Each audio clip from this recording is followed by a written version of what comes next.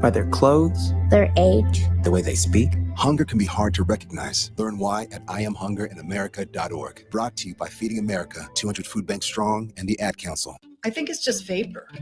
Vaping is safer than smoking, isn't it? There's really not even that much nicotine in them, right? One vape pod has as much nicotine as one pack of cigarettes. My kid knows it's dangerous. 5.4 million American kids vape, and most think it's harmless. Get your head out of the cloud. Talk to your kid about vaping. Visit talkaboutvaping.org. That's talkaboutvaping.org. Brought to you by the American Lung Association and the Ad Council. Nebraska Veterans Aid is here for veterans and dependents facing unforeseen financial emergencies. Get assistance with food, fuel, shelter, clothing, transportation, and even funeral and medical expenses. If you're a veteran facing a financial emergency, apply for Nebraska Veterans Aid through your county veteran service officer. Learn more at veterans.nebraska.gov/NVA. Sponsored by the Nebraska Department of Veterans Affairs, aired with the Nebraska Broadcasters Association and this station. I think it's just vapor. Vaping is safer than smoking, isn't it? There's really not even that much nicotine in them, right?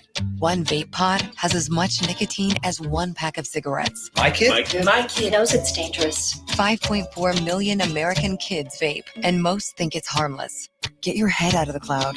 Talk to your kid about vaping. Visit talkaboutvaping.org.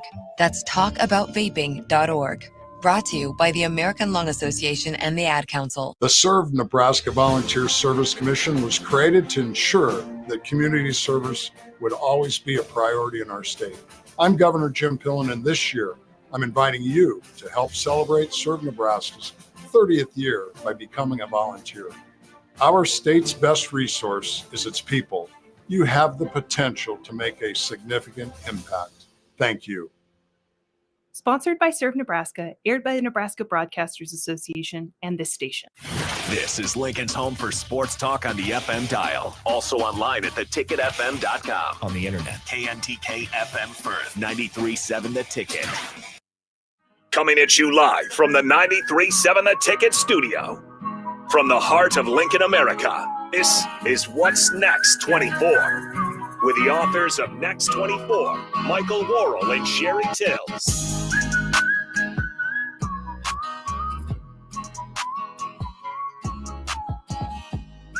All right, welcome in. Happy Sunday. Harrison Arns on the ones and twos. As always, we got the host, Mike and Sherry of What's Next 24 in studio with me. As always, if you guys want to join in as we kick Sunday off here, 402-464-5685 is the Starter Human text line. And again, Facebook, YouTube, X, Allo, channel 961.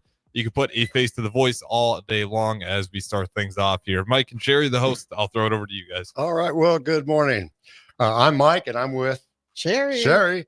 And we're thrilled to bring you another episode of What's Next, where we dive into the latest happenings, inspiring stories, and special guests.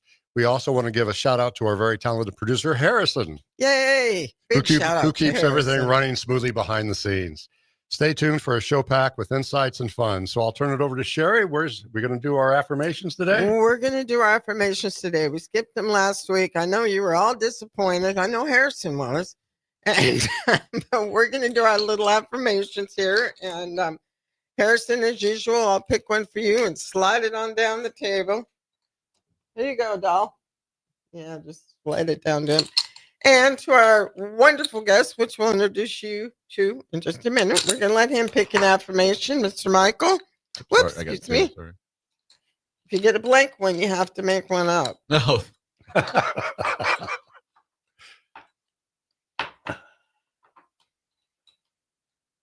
Okay, Harrison, kick us off. Let's see here. I am passionate. That's right. Yes, you are. Mr. Michael? I deserve to be fully loved. Yes, you do. And you tell your wife that too. I will. You can take that one and show her for free. I can achieve great things. And I am safe and secure. Most of the time. Most of the time. And as usual, our other little way to start our show is we're going to read out of our good friend Ricky C. Simmons' book, 365 Days of Redemption. You can get this on Amazon, you guys. It's an amazing book. Just little shorts to encourage you to start your day. And I don't know if you can see, but There's also space here where you can write your notes, kind of journal a little bit. And this is a cool book. We love this book. Today, always remain calm when dealing with adversity because it helps you make good decisions. Don't get discouraged by what you're going through. A wise person avoids drama and doesn't waste time on trivial things. The first step to getting what you want is having the courage to get rid of what you don't want. Your time is coming. You've got to be patient. Thank you, Ricky. I personally needed to hear that one today. Once again, you can catch our good friend Ricky on his show here on 93.7 The Ticket from 7 to 8. And it is called Get Your Happy On. And it's always a fun show. It's an interesting show. And Ricky, we love you. And we're all going to get our happy on today, bud. Sherry, you excited for who our guest is today? I am excited for our guest today. I think a lot of people will recognize him and know him. He's pretty famous. I might need to get his autograph when we're done with this. Today, we have the pleasure of introducing our special guest, Michael C. Severe from Omaha. Michael's a prominent figure in our community with a wealth of experience in broadcasting and a genuine passion for connecting with his audience. I think you'll recognize him from numerous things. First of all, from KTV Channel 7. He was very prominent on that radio or on that TV station in Omaha. And he also does the Michael. Oh, the Big Red Wrap-Up. The Big Red Wrap-Up, which is huge for all of us Husker fans. Michael grew up all over the United States, though. He spent most of his formative years in New Orleans. As the youngest of 6 children, he developed a very unique perspective and a passion for storytelling. And in December 95, Michael graduated from Sam Houston State University in Huntsville, Texas, with a Bachelor of Fine Arts in Broadcasting and a minor in Sociology. He began his broadcasting career in New Orleans as a sports producer for the New Orleans Saints Players Show. And I love that because I have numerous favorite NFL teams, but the Saints have always been one of my top 3. Well, not quite as high as the Bears in my mind, but once Bears fan, always the Bears fan. After a year, Michael transitioned to a sports news radio reporter role in Monroe, Louisiana. And while in Monroe, he covered the 97 NBA All-Star Game in Cleveland, Ohio. Following Northeast Nebraska natives, Karl Malone and Scottie Pippen, one of our faves. And then in May 2002, he joined KTV Newswatch 7 team as the morning show reporter. And that's where, in the Midwest, that's where we all came to know and to love him and to really admire what he did in our community. Like Mike said, he's also the host of Big Red Wrap-Up, which is a popular sports show, delves into all the things related to Nebraska football, showcasing his deep knowledge and passion for the sport. I have to tell you that you are a weekly guest in our household on the Big Red Wrap-Up show. Beyond the broadcasting achievements, Michael serves as director of the Jet Award, which, as Johnny Rogers talked about a couple of weeks ago, that's the foundation that one of Johnny's babies, and it's an organization that honors the nation's best and top return specialists in college football, promotes community events and youth programs. The dedication and Michael's dedication to community services in our area extends beyond his professionalism as he actively participates in a lot of these local initiatives. But the most important thing, as far as I'm concerned, he's a devoted father and husband. He balances that professional commitment with his family life. His passion for journalism, commitment to his community, and love for his family makes him a respectable and admirable figure in the Omaha area and also the surrounding areas, because I know Omaha just can't take the claim for all of you. I know you're very well known in Lincoln and a lot of areas around, but we're excited to dive into great conversation with you, Michael, today. And let's just get this party Mike, started. it's really a true honor to have you down here today. I know you've got a busy schedule. Oh, it's funny because, every day is just that day. You get everything done that day, and then you move on to the next day. Like Friday night, I'm also on the Nebraska Kidney Association board. So Friday night we had a wine tasting event, a fundraiser. Then Saturday, there's always something going on. You got to take care of something on Saturday. So we had a couple different things. I was part of a 10-mile ruck Saturday morning.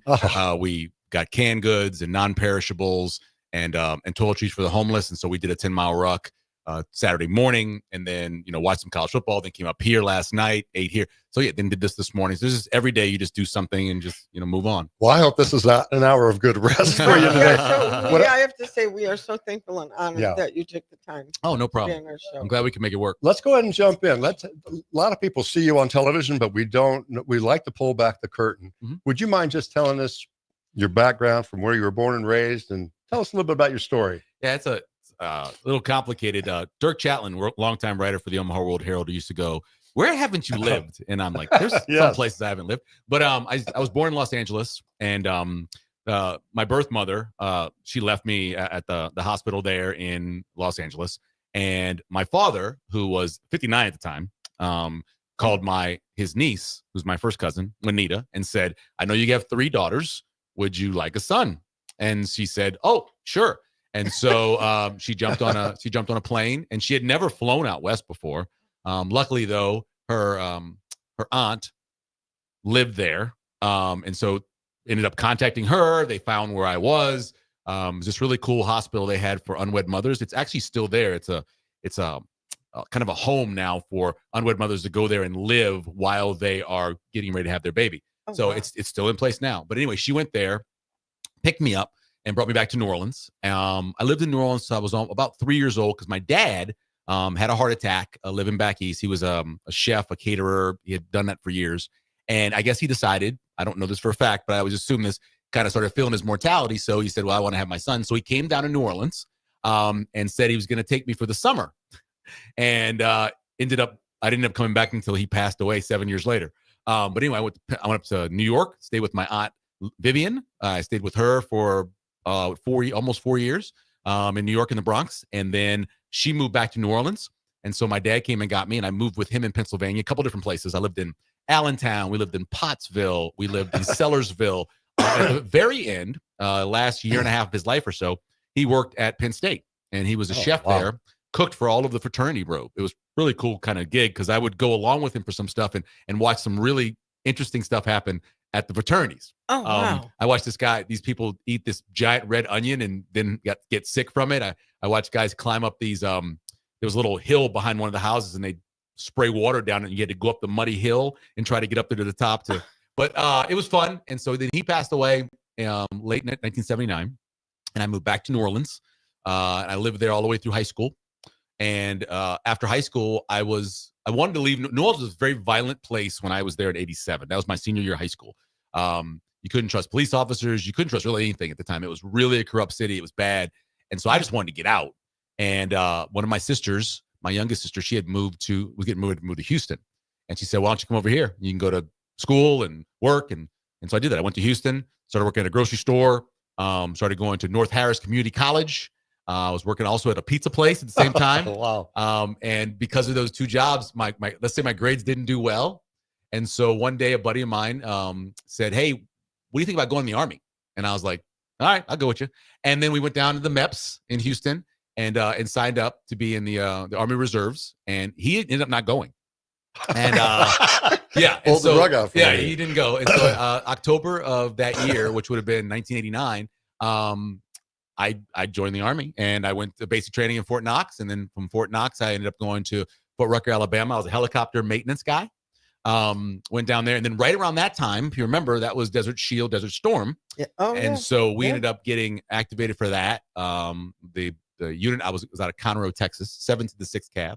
And then after that, about 6 months after that, we never went over to seas. We never deployed, and that didn't last. That conflict didn't last very long. But we stayed down there, and then left there, went back to Texas, started going to Sam Houston State University, which you had in the bio there.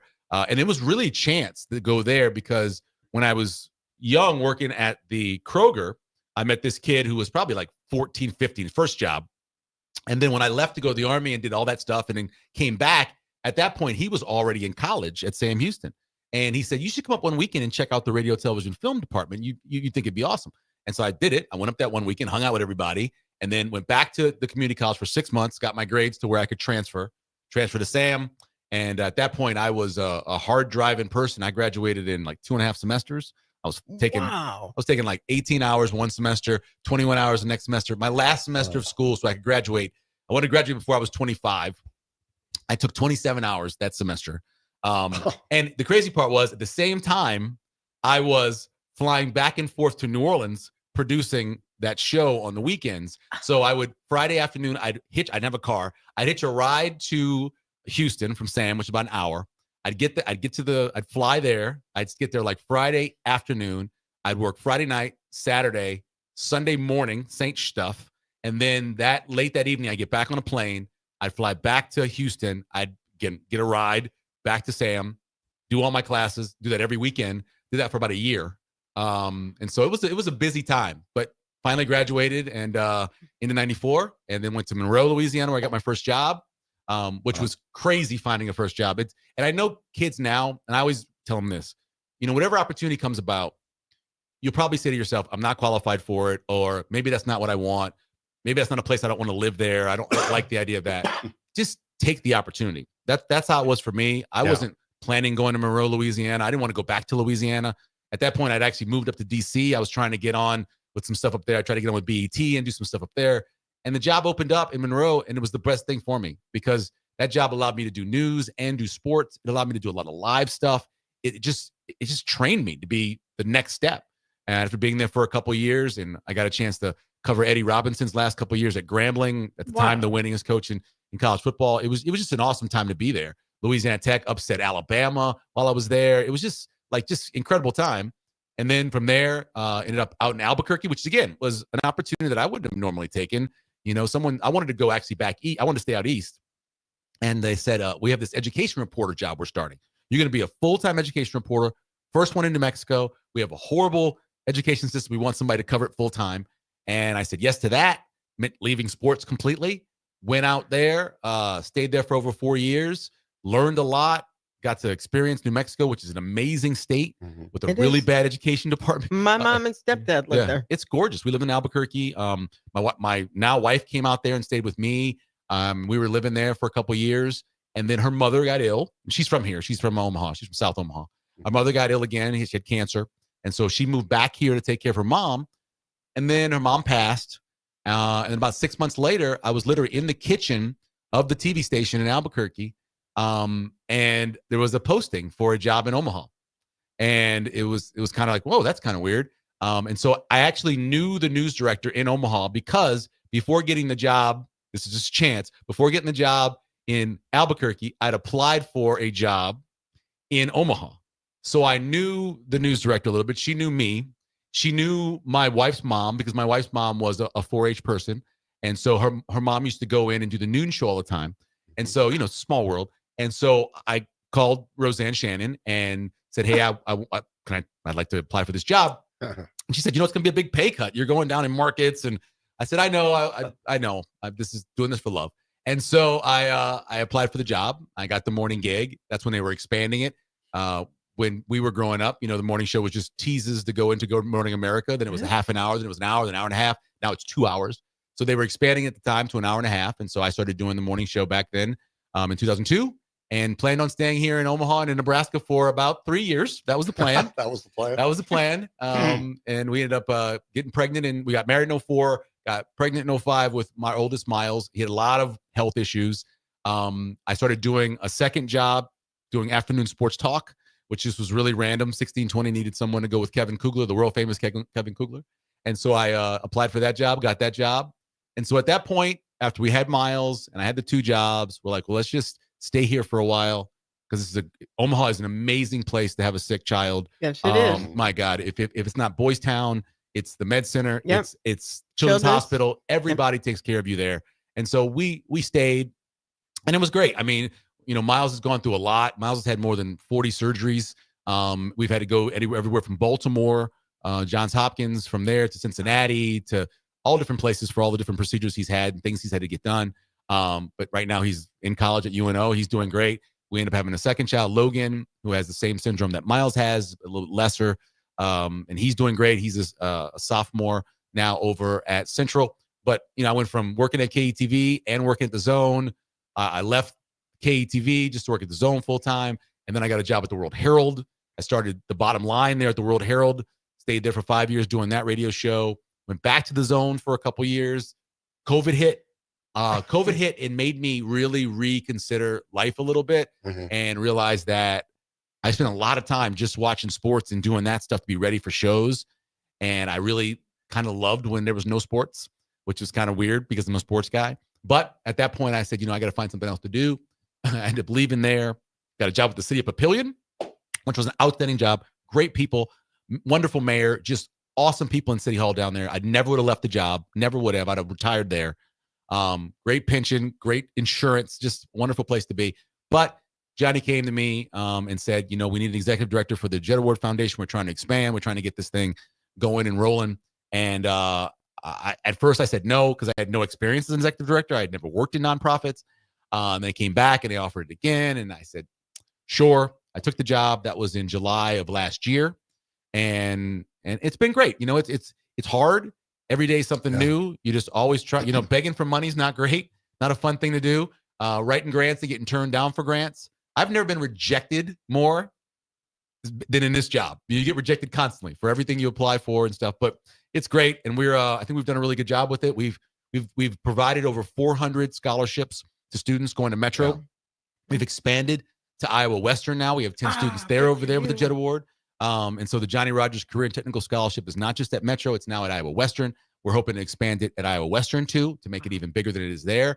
That's kind of my job, making sure that we raise money for these scholarships so more students can go into the trades, end up in the workforce, help workforce development, and eliminate generational poverty. That's the best way to do it with post-secondary education. And that's what we're trying to do.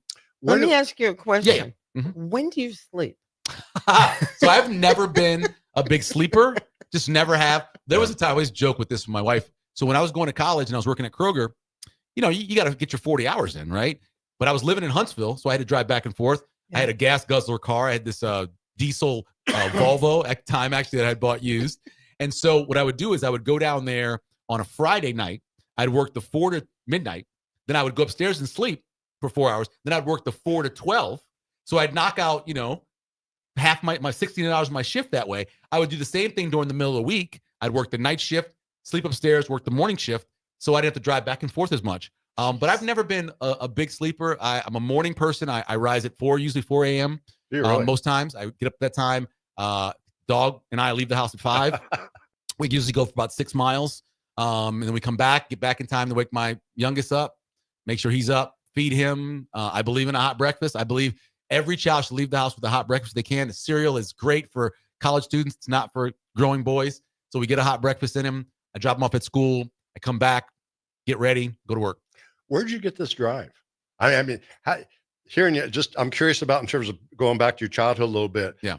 Because I'm sure being adopted has got to throw you some questions, and you're moving from place to place. Mm-hmm. Did that throw in the early years? Did you have some doubts, some fears, some uncertainties, or was it just instant? You've always had this drive. The great thing about that childhood was you got to kind of recreate yourself every new place you went, and so it was really interesting because you could go to a place. I remember when I started going to school at Whitehall Elementary School, which is just outside of where Penn State is, mm-hmm. and I was going to school there, and by that time I was in 4th grade, and I'd gone to probably 4 or 5 different schools at that point, from kindergarten to there.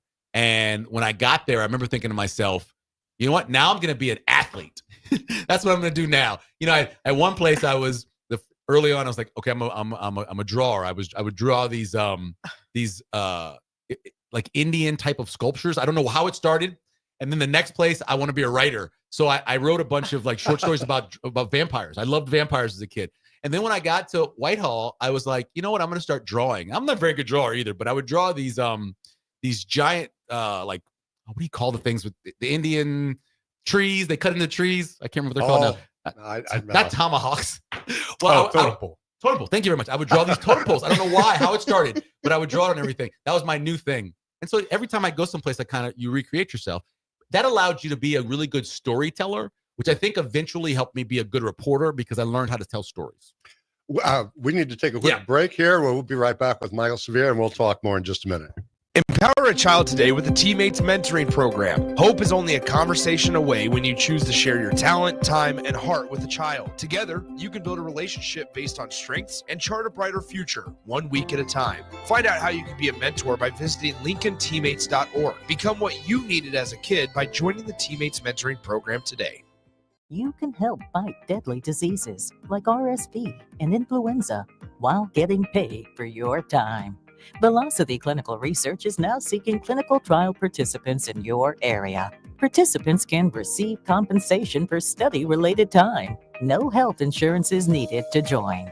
Find a study near you at velocitytrials.com. That's velocitytrials.com.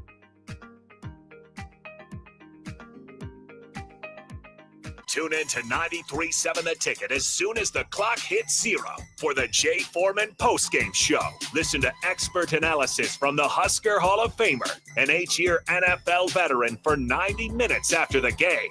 The Jay Foreman postgame show, sponsored by Anderson Ford, Tanner's Bar and Grill, Tavern 180, Elway Power Sports of Lincoln, Vinnie Kreekak of State Farm Insurance, and Action Plumbing, Heating, AC, and Electrical on 93.7 The Ticket and theticketfm.com. Hey Husker Nation, this is Todd Euler, two-time national champion, here to talk to you about Window World Lincoln. At Window World, we specialize in replacement windows, doors, siding, and roofing. Whether you're looking to enhance the beauty of your home or increase its energy efficiency, we've got you covered. And here's the best part. We offer the best for less. Our team is dedicated to providing top quality products and exceptional service at affordable prices. We want to earn your business and make your home improvement dreams a reality. So why wait? Contact Window World Lincoln today at 464-7313 or visit our website at windowworldlincoln.com. Window World Lincoln, where quality meets affordability. Discover the difference that expertise and experience can make in your real estate journey with Next Ag Appraisal and Realty. Whether you need an appraisal, sales, or farm management, Next Ag comes up with a solution with your legacy and goals in mind. Next Ag isn't just their name, it's your future. So why wait? Visit their website today at www.nextagrealestate.com or give them a call at 402-380-0432 and turn your dreams into reality. Your land, your legacy, their solutions. Next Ag Appraisal and Realty. Your home is your empire. Protect it with Empire Fence. Get a free instant quote with the online estimating tool at empire-fence.com. See an upfront estimate with no hidden fees. An Empire Fence can provide privacy and improve the appearance of your home. Keep kids and pets in or out of your yard. Increase security and add value to your property. Visit empire-fence.com now to view the stylish and maintenance-free possibilities for your home and get a free instant online quote. Let Empire Fence protect your empire. Rashawn Jackson here for Bauer Underground, who has been serving local contractors and utility contractors all across the state since 1997. When you see the black and white trucks, you know the baddest dudes in the business have arrived. Bauer is currently looking for equipment operators, laborers, diesel mechanics, and aerial linemen. Join the brotherhood built on hard work, authentic people, and pedigree of success. Bauer, a family-friendly company who reminds you, go Big Red! Mulberry Barbecue by Single Barrel is the answer to all your lunch and dinner cravings. They have everything from smoked turkey sandwiches to brisket burritos to burnt-in sandwiches and pulled pork. Try a dinner plate option of barbecue nachos, a half-smoked chicken, a full slab of ribs, and so much more. Don't forget their great sides like mac and cheese, cheesy potatoes, barbecue beans, or red slaw. Mulberry Barbecue by Single Barrel, open Monday to Saturday from 11 a.m. to 8 p.m. at 11th and Cornhusker Highway. Before you start blowing and raking leaves this season, make sure you know where they go. Yard waste is not garbage, especially in Lincoln, where it's converted into earth fuel compost. All grass clippings and leaves must be separated from household trash from April 1st until November 30th each year. It's the law. Yard waste belongs in a paper lawn bag, or you may request a bin from your trash hauler who will pick it up for a small fee. Remember, no trash or branches are allowed in yard waste. Get the details at lincoln.ne.gov/recycle. My husband has always been the one we depend on. He's a great dad, loves the outdoors, But lately, he hasn't been himself. He tried to hide it, but I can tell he's struggling with his mental health. I called the 988 Suicide and Crisis Lifeline. 988 calls and texts are free and confidential with skilled caring support 24/7. No judgment, just help. 988 saved my husband's life. Paid for by the University of Nebraska Public Policy Center. Aired with the Nebraska Broadcasters Association and this station. Have you been injured in an accident and don't know where to turn? You need an attorney you can trust to handle your case with professionalism and compassion. The attorneys at Liberty Law Group understand that a call to an attorney is a call for help. If you've been injured, we want to help you. Liberty Law's experienced attorneys are committed to the pursuit of justice for those injured. Call Liberty Law Group and find out how we can help get you the compensation you deserve. Call 877-42-LIBERTY. 877-42-LIBERTY. Liberty Law Group. Trial attorneys you can trust. Coming at you live from the 93.7 The Ticket studio. From the heart of Lincoln, America, this is What's Next 24. With the authors of Next 24, Michael Worrell and Sherry Tills. All right, welcome back in. What's Next 24? Harrison Arns on the ones and twos. As always, we got the host, Mike and Sherry, to my left, as well as a great guest. And I believe we got some trivia to start this one out as well. So 402-464-5685, Starter Heyman text line, as always. And this trivia's got a little bit of an asterisk to it. So, Mike, I'll let you go ahead. I had it back. We're having a great conversation with Michael Severe. We also want to mention Mike is the host of the Big Red Wrap-Up Show, which is a tremendous show that's got great history here in Nebraska. But I thought I'd throw out a quiz question. In its current format, what year did the show Big Red Wrap-Up first premiere? And we'll leave that out, and we'll get back to it. Mike, let's switch back. I love your drive. I love your energy. Let's begin real quick where you said how the Army helped you create this. It did. I was, like I said, I was never a great student. I was okay. I got by. But when I went in the military, that going to basic, right, which is about a 9-week process. You know, you have reception where you make sure that you can do a certain amount of push-ups. You make sure you can see fine. They test you. They do everything, right? And then they kind of mess with your brain a little bit. Like they have you dig up grass on this side and then replace it with a rock. And then the next day you take the rock and you replace it, you put the grass again. They do stuff in reception to see how you're going to be when you get to basic.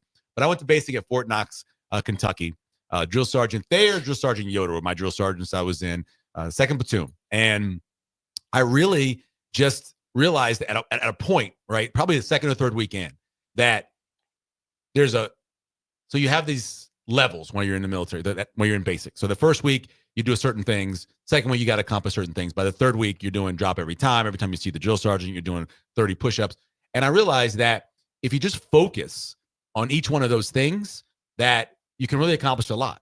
And I guess I could have learned that before, but I really learned it then. I learned it in the Army. They give you this book. It's the Army Bible. You go through. It's a green book. I had a great time learning everything. I loved memorizing everything in the book. I like the idea of the guys who were in the group who weren't very good at that, helping them, teaching them little ways to figure out how to memorize the names of the grenades, or figuring how to memorize different no-go situations for testing. And our goal, it was about 4 of us who were a little bit older, because I would have been 20. We got together in these little study groups at night with the students, with the other soldiers who were struggling. And our goal was to make sure everybody had a go, not a no-go. And we did. All 4 platoons, the entire company had a go. And that was, that just taught me something. And then I went to AIT and started working on helicopters, which was the Huey's an amazing aircraft. And so that was really cool. I learned a lot there at Fort Rucker. It just got me motivated. I found this incredible motivation, basically realizing that if I just did one thing at a time, just accomplish goals, that you'd be able to be successful. I love that. That's what we try to tell people. We notice where you got your drive. We notice where people in the community, right now, are suffering so much that they lose their drive. Yeah, that's the message I want. That people I see it all over town. They've lost their drive. The goal they missed, so they don't work toward it. They focus too much on the past. They're stuck. So I love that story. Due to time, let's pivot. I'd like to pivot now to and honor your children. Your sons. Let's talk a little bit about that. Now, I'm sorry, I don't remember the names. Miles and Logan. And they happen to have a certain syndrome. Could you touch on that? Yeah, tell sure. the story. I also want to real quick. A big part of my drive, watching my mother, Juanita, who adopted me, worked 2 jobs. She busted her butt all the time to make sure that we got to go to Catholic school. She was a big part of it too. Watching her drive helped me out as well. Miles and Logan were born with Treacher-Collins syndrome. It turns out I have it. And it turns out that my birth mother had it. Is it a genetic? It's a genetic disorder. It's random. But if you have it, then there's a 50% chance that you'll pass it along, right? Mm-hmm. So Miles was born in December of 2005. And, my wife was very large. And we just thought that Miles was going to be a big baby. It turned out the reason why she was so large is she had so much amniotic fluid in there because Miles wasn't drinking it the way he's supposed to because of some of the malformations in his face. So and in his throat and the drinking apparatus and everything. So what happens is baby, he's born. She has a C-section. They pull him out and then immediately it's quiet. There's actually a movie called Wonder, which is about a child with that particular syndrome. The exact same thing happens in the movie. Everybody's kind of joking around everything. And then all of a sudden the baby comes out and you're like, uh-oh, there's issues. And so they rush him out. They take him in the room. I follow him. My job was to get a picture of him on the scale, right? So I'm just focused on that. And the lady who was she was a flight nurse. It was middle of the night. It was 3:30 in the morning. So flight nurse, she looks at me and she goes, okay, he doesn't have ears. We're not sure about his eyes. We're not sure about his breathing. We're just going to get him to the NICU. That's all she said. Years later, I met her and she said, because I knew you on Channel 7, I felt like I knew you. The normal parent, I wouldn't have said those things to. That's right. She said that. I wouldn't have said those things to you. I would have couched it a lot better, but I thought I knew you and I just said all those things. Anyway, we were taken down to the NICU and we learned more about Treacher-Collins syndrome. There's no developmental disorder stuff. It's just those areas of where the cheekbones would be developed, where the ears would be developed, where the chin, where a lot of cleft palates in there. And so Miles started having, surgeries pretty much right away. He had a jaw distraction when he was like 5 days old. We thought that once he had the jaw distraction, he was okay. He's in my arms. I'm holding him. All of a sudden I hear the nurse say OS.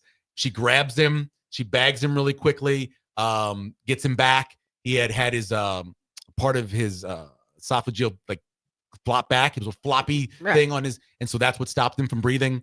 So then we realized, oh my God, we got to have surgery on that. They couldn't fix that. So that's when he got a trach. And they had a trach for, 2.5 years. Which was it just exhausting, because you're sleeping in the room with him. Sometimes you have a nurse that can come by. Friday nights, we took him over to Children's Health, which was a little children's house. It was cool. We dropped him off. We would get some sleep, and then we go pick him up on Saturday, and then we just start the process of the week all over again. But he's developed into he's such a happy kid. All the stuff he's been through, all the pain, all the surgeries. A jaw distraction surgery is they cut the bone. And they put these screws in, and every day you turn the screws and it separates that bone, and then bone grows into place. Think about the pain that is. And he went through that 4 different times until 2 years ago when he had what they call the Fort procedure, which is they take the mid-face, they pull it out, they raise it up, they build a chin, and then the idea behind that is to make the airway bigger. And they did. It was a great surgery. Dr. Disa got it to where it went from like being a little end of your finger airway to where it's like almost a full finger. So he's much better breather now. He's not on CPAP anymore. And like I said, he's at UNO and he's doing great. And then Logan, who is a brilliant kid. I mean, absolutely drives me crazy with the questions he asked me and stuff like that all the time. But he plays both the tuba and the baritone and the band at Central. And he loves it. And he's in Quiz Bowl and he does that a little bit of everything, works over now at Chick-fil-A. So they're both doing great. Let me ask you this, because a lot of families will have these types of challenges come at them. They're not expected. How did you and your wife prepare? We were lucky. We're really lucky because my wife's a social worker, right? And so at that time she was working in maternal care there in the med center. So she knew what we needed to do. She knew that we needed to go out and try to find some respite care. She knew we needed to go try to find nurses. How can we find nurses? How can we afford to find nurses? So she knew all that stuff. She knew how to negotiate that system because it is a system. Yeah. And if you don't know how to negotiate it, it can be so overwhelming, and almost a little oppressive. Yeah, there was a young girl who had died years before, and her family put together this trust. And part of the trust was it paid for overnight nursing care. That's And so we got that. We had like 3 or 4 nights a week we would have that, which Wow. really helped, especially during the week because I was working 2 jobs. And so I would get like, a couple hours of sleep every day. I'd take naps in the live truck in the morning. And so, yeah, it was, if it wasn't for my wife understanding the system, as you mentioned it, I don't know if we could have gotten through it. How did you overcome it mentally? That had to be, it had to weigh on you. You're not sleeping. You're not getting much sleep. Yeah. I'll tell you this. I cried that first night. Yeah. I was sitting in there. Miles was down at the NICU. I was waiting for the doctor who I knew to come get me to take me down there. And it was just quiet. And it was sad. I started crying right there. Yeah. Called a friend of mine. I tried to call one of my sisters, and it was middle of the night and didn't answer. So I called a friend of mine, and she answered, and we talked for a little while. Says, "You need us to come up there?" I'm like, "No, we'll be okay." And then after that, it was just, let's just get this done. Let's just drive. And I don't ever remember one night again after that moment where I felt to myself that felt sorry for us or anything else. We were just going to get it done. What would you say the lessons were through this whole process? Oh, the lessons are, doctors are incredible people. NICU nurses are a blessing from God. Just the whole process that we have out there, especially in Omaha and in Nebraska, is it's just incredible that we have that. And then, the biggest lesson is that you just have to take day by day. You got to take one. They told us when Miles was, I'd say, less than 10 days old, what it was going to take. And basically everything they said from that moment to he was 16 and had that Lafort, or actually 17 when he had the Lafort, basically came true. Everything. They said, by this time, you're going to do this, and you're going to have to get these done for the hearing aids.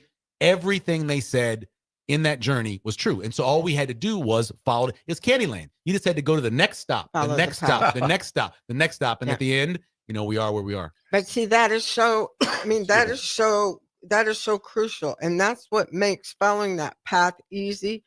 A lot of people that deal with the medical, that deal with, the special needs. There's so many labels, and I hate the labels, but to be able to have doctors and have them lay that plan out, and I was telling you on the break with my daughter, we didn't have a plan. They couldn't answer any questions. Right. They couldn't do anything. So, some parents, you have to research yourself. You have to advocate. Sometimes, and many times, I found myself not only pushing the doctors and the specialists saying, this is what I want. Let's try this. Right. But also in all aspects of your children's lives, going, maneuvering through the school system, whether it's private or public, that's even harder, where you really have to. Numerous times I had to just say, no, this is how we're going to do it. If you don't like it, that's just too bad. And I should say that the Omaha public school system has been great. Oh, yes. Great. So we went to a magnet school, elementary school for hearing impaired. Oh, awesome. Both in elementary school at Western Hills and then Lewis Clark. So we had hearing impaired teachers there. We had extra services. We had speech therapists there. Right. Everything. It was they've been great. They've been outstanding. And they provide and offer so IEP. He's at IEP since a little kid. You know what that, and it just got us to the point where everything he needed, sitting in the front of the room, making sure that he was turned a certain way, making sure he got printed copies of stuff, making sure everything he needed. Yeah, absolutely. Mike, let's pivot. Take us behind the scenes. How did you get the Big Red Wrap-Up host, and what's it like to put that show together? So Kevin Kugler was the host for a number of years. Kevin and I did a radio show together from 2004 to 2012, and fairly successful. Unsportsmanlike conduct. It went really great. The whole time Kevin was doing Big Red Wrap Up, and I was a guest a couple times on there. I'd go around and hang out a little bit. And when it was coming to the end where Kevin wasn't going to do Big Red Wrap anymore, just had too much stuff on his plate, especially with national stuff, having to fly out on Thursdays and be doing basketball games. He actually mentioned me to the folks and said, hey, maybe Michael could do it. Went in, did a kind of a tryout, met with them. And that's five years ago now, and got the gig mainly because Kevin recommended me. Does that show feel pressure to you? That's an iconic show for Nebraska, in my opinion. It's pressure because, I have to admit, they've lost a lot during the stretch where I've been doing this show. Yeah. And so, obviously they haven't made a bowl game. Before last year, they hadn't won 3 games in a row at any point during that stretch. So the pressure of that, and it's very strange. I've been going through, this is something brand new for me. The last month or so, I've been having these anxiety attacks, kind of. It's very weird. Came out of nowhere. I'd never had it before. It primarily happens during the show. It's Husker. And so I'm dealing with this anxiety, panic throughout the shows now. So went from being a very easy show to now powering through this. And so that's been the last 5 weeks. That's been really tough. But other than that, it's fun. You get to talk about the Huskers. You get to interview people. Yeah. You know, Jay and Damon and Sean. They're great. So it's easy. Other than the panic stuff. We need to take another break. We'll be right back a little bit more with Michael Severe. This is former Husker and NFL linebacker Jay Foreman. For years, I've suffered from degenerative problems in both of my ankles, but thanks to a thorough and thought-out plan provided by Advanced Medical Imaging, I was able to get my life back with the least amount of pain as possible. While working through multiple options, the team of physicians at Advanced Medical Imaging were there to answer any questions I had. If you're experiencing any pain at all and want to get your life back, go to amimaging.com or give them a call at 402-484-6677. Advanced Medical Imaging, located at 7601 Pioneers Boulevard. Before you start blowing and raking leaves this season, make sure you know where they go. Yard waste is not garbage, especially in Lincoln, where it's converted into earth fuel compost. All grass clippings and leaves must be separated from household trash from April 1st until November 30th each year. It's the law. Yard waste belongs in a paper lawn bag, or you may request a bin from your trash hauler who will pick it up for a small fee. Remember, no trash or branches are allowed in yard waste. Get the details at lincoln.ne.gov/recycle. Davis Plumbing has been in business for over 15 years and is currently searching for journeyman plumbers to join their team. Experience is preferred, but not required for all applicants. When you join the team at Davis Plumbing, you'll receive full benefits package with paid time off. Join a small local business doing big things in Lincoln and surrounding areas. Apply today by calling 402-525-6922 or find them on social media. Davis Plumbing, locally owned and operated for over 15 years. Looking for a financial partner that truly makes a difference? Modern Woodman is a member-owned fraternal financial services organization. We can help you plan for all stages of life, from protection to saving to retirement. We also offer member benefits, social activities, and volunteer opportunities to help your family and community. I'm Sean Erickson, your Modern Woodman representative in Lincoln. Call me at 402-483-6515 to start the conversation.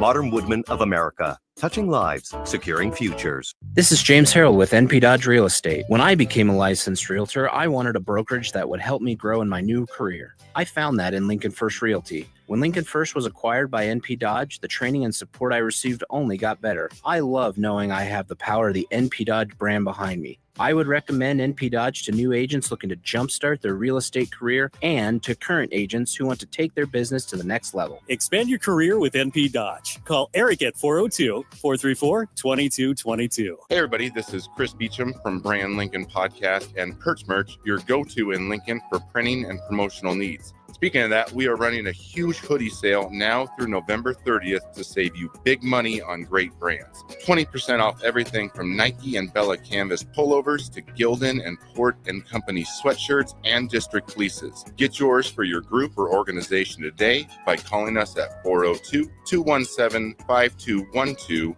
or go to perch-merch.com. Bagels & Joe is the perfect place for breakfast or lunch in November. Try their brand new fall sweet trays, including cinnamon rolls, pumpkin chocolate chip muffins, pumpkin cheesecake brownies, and apple croissants. 4 locations in Lincoln and 1 in Seward. Bagels & Joe. When you need a new water heater, nothing beats the ProLine family of water heaters from A.O. Smith.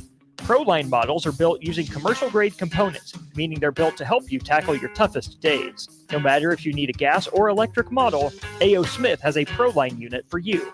A.O. Smith, innovation has a name. Call Wellman Plumbing at 402-434-2400 for a great deal on a water heater today.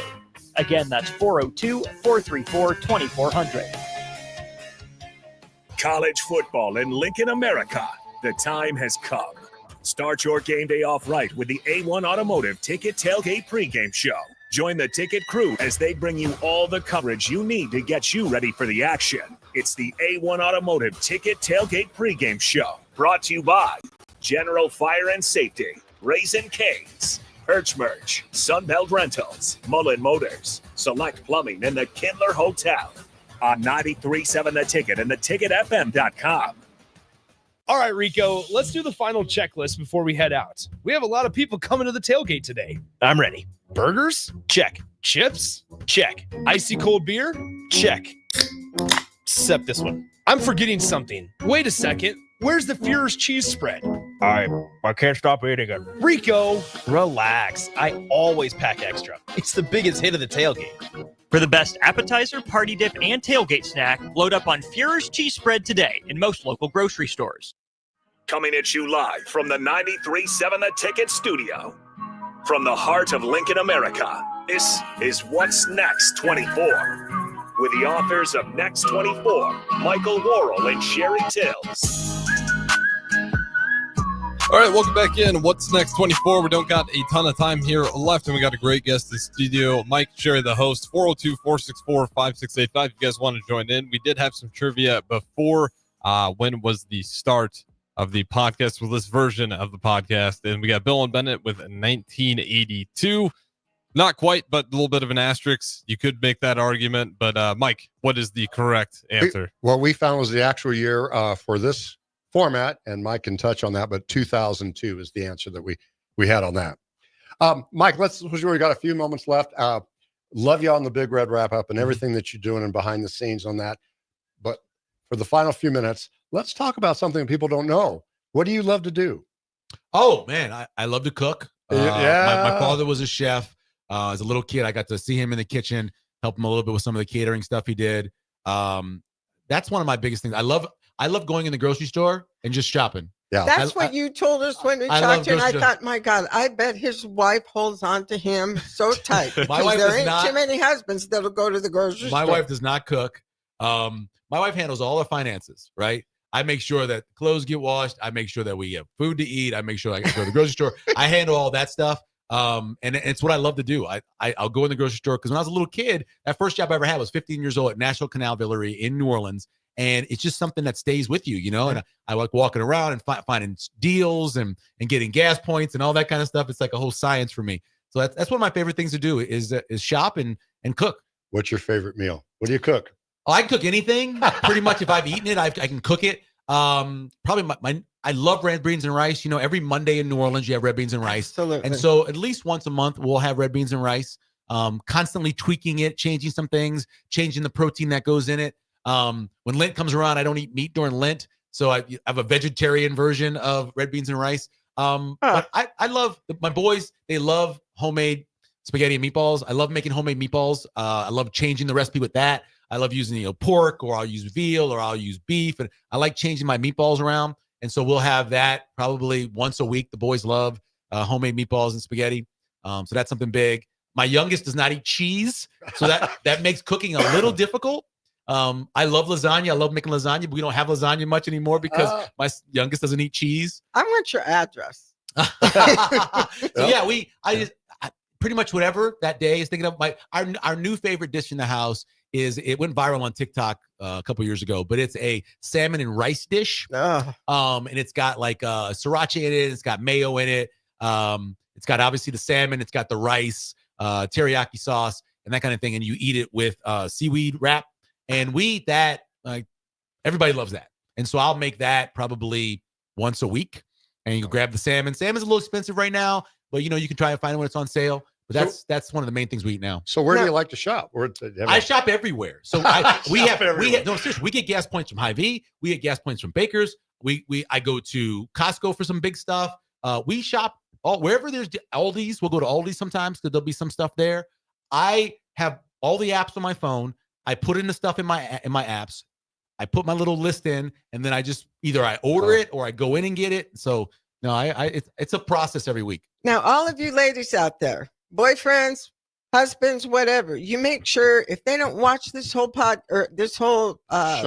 show, you have them watch this last part because they need to take note of this. Let me tell you. And the one sitting here to my left needs to take note of this too.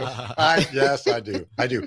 Mike, career-wise, what's the future hold? What are you hoping to do moving forward? Well, this Jet Award Foundation thing it's a 3-year grant that we got for the executive director position. And so once that runs out, then we either have to figure out a way to self-fund my position or there's something else. I mean, I'm open. I'm always open for whatever. I told you this maybe off the air or on the air. Yeah. I always tell young people, stuff's going to come along and you're going to have to choose, and take the leap. And so I took the leap in this. We'll see what happens after 3 years. I I do a radio show on Sunday mornings, normally during Husker season. When there's a game, I do Big Red Wrap Up. I kind of keep my foot in the Huskers part. But I don't know. We'll see what happens. I enjoy doing this job. I want to make the Jet Award Foundation and the Johnny Rogers Green Turtle Scholarship very successful. I want it to be. We're raising money for the idea behind it. You get an endowment. You get enough money in an endowment, then it's perpetual. You don't have to worry about constantly raising money and worrying about the turn in the economy. All you have to worry about is getting enough money. And so we're trying to, our goal is $10 million in an endowment. If we get that set up, we're going to have scholarships supplied for the next 30 years. Michael, where can people go to donate to the Jet? You can go to thejetaward.com. Thejetaward.com is our website. There's a donate button right there. We have a gala every year. The gala that's coming up next year is April 10th. It's going to be at Baxter Arena. So far, Todd Blackledge, who is a guy who does a lot of commentating, played for the Kansas City Chiefs, played for the Penn State Nittany Lions. He's going to be our speaker. We'll give away a Legacy Award. We'll give away the Mr. Football Award, best high school player in the state. We've got a brand new award for the best girl athlete in the state as well. We're going to be doing that, named after Jordan Larson, which we're very excited about naming it after Jordan, which is probably the greatest, at least college volleyball player, Olympic volleyball player of all time. So we're doing that. But we do a lot of fundraisers. We do little things. We got we're going to do a pickleball tournament coming up at one point. We're going to do a car show. We do a lot of little things to raise money for it. And, the money goes to scholarships. And we make sure that those students, this past year, we had 45 students that received $13,000 for 2 years to go to Metro. That covers everything. That's books, fees, tuition, and then the little stuff on top of that, because cost of education isn't the same as tuition, books, and fees. There's more stuff. You got to be able to buy stuff, Mike, as we're wrapping up, we want to thank you so much for today. This is an honor and a privilege to have you on the air, but this is the most special moment of our show. Okay, what do we got? We're going to turn the mic over to you, and you get to speak to the community and say anything you want to say. Okay, awesome. Well, since I work for the Jet Award Foundation and we I promote that, I want people to be a part of it. I want to continue to get scholarships for students. I think the most important thing to eliminate generational poverty is education.